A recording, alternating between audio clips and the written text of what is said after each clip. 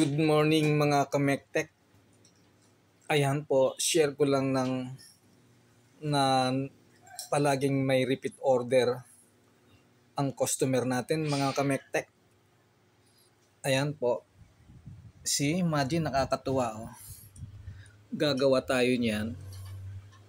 30 pieces yan mga kamektek.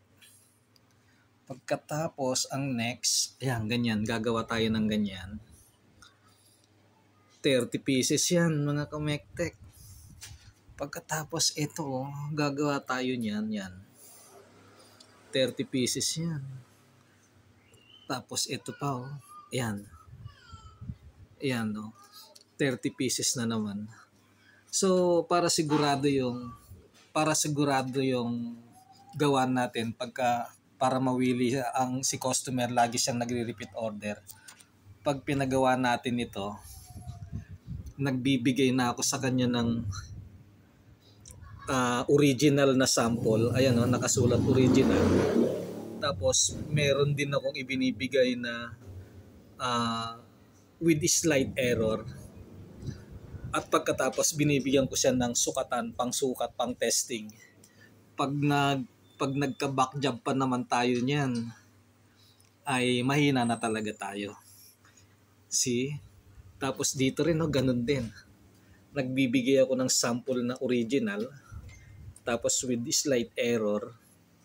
Pag sinabing slight error, may konting differential lang naman sa sukat sa outside diameter at saka sukat ng haba at saka lalim ng groove.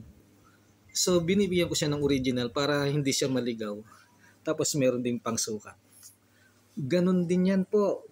Lagi na lang akong kumpleto magbigay sa kanila ng sample na original at saka sample na with slight error at saka pangsukat, pang-testing. Ganon din po ito. So, meron akong binigay na original na gagayahin,